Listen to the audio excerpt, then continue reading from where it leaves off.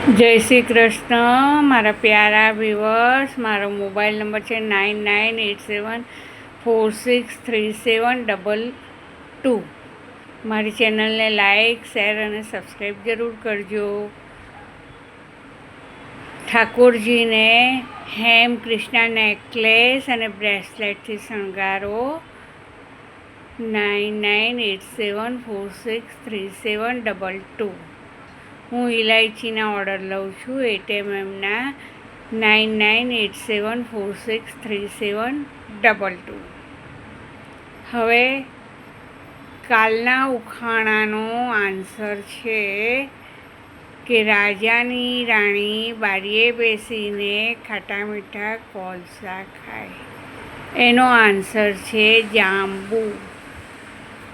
હવે આજે બીજો કોયડો લઈને આવી છું કે આટલી એવી નાની એવી ડબ્બીમાં 32 બાવા રમે. એનો આન્સર તમે કોમેન્ટ સેક્શનમાં જણાવજો અને કયા ગામથી વિડીયો જુઓ છો, ક્યાંથી જુઓ છો, અને કોમેન્ટ સેક્શનમાં જય શ્રી કૃષ્ણ જરૂર લખજો.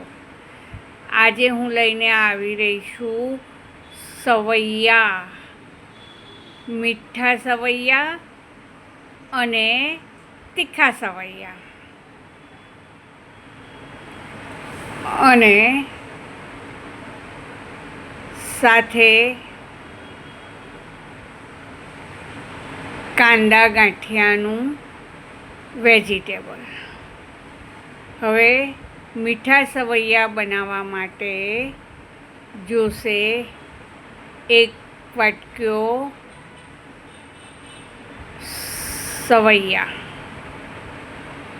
કાજુ, કિસમિસ, બદામનો ભૂકો, કોપરાનું ખમણ. આ રીતના મીઠા સવૈયાની સામગ્રી ને સાકર. સર્વપ્રથમ બનાવવાની રીત. સર્વપ્રથમ પાણીને ઉકાળો અને પછી જે સવૈયા હોય એ અંદર નાખો. પાણી ઉકળી જાય એટલે અને થોડું ચડી જાય એટલે ચાળણીમાં એને ઓસાવી લો. પછી એક સાઈડ ઘી નાખો, 1 ચમચો ઘી, અને ગરમ થવા દો.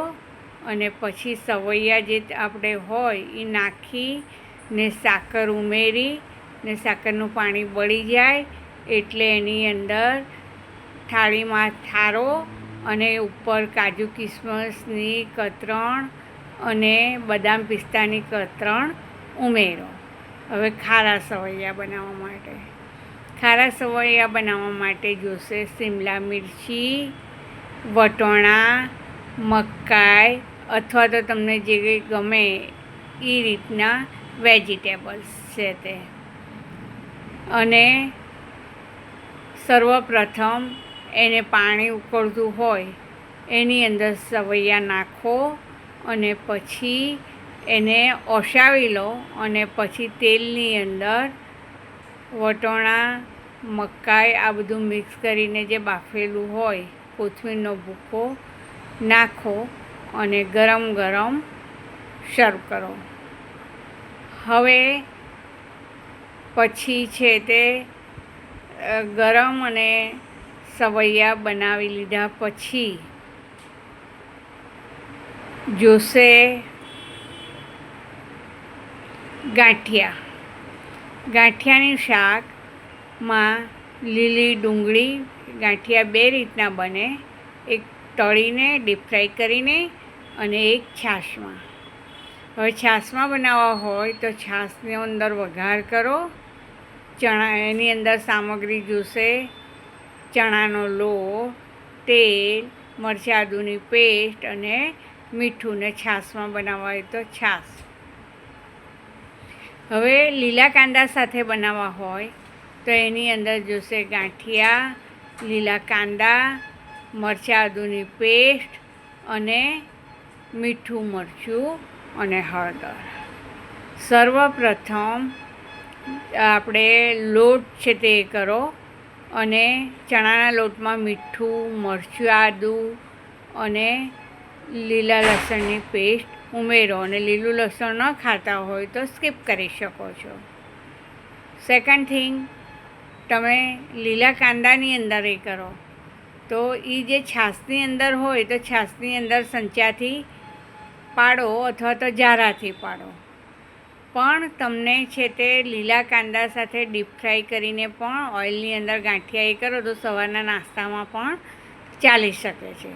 હવે ગાંઠિયા બીજું ડીપ ફ્રાય કરીને એ કરો. ને લીલા કાંદા હારે બનાવવું હોય તો પહેલાં લીલા કાંદા, લીલું લસણ સોતળો અને થોડુંક પાણી એડ કરો.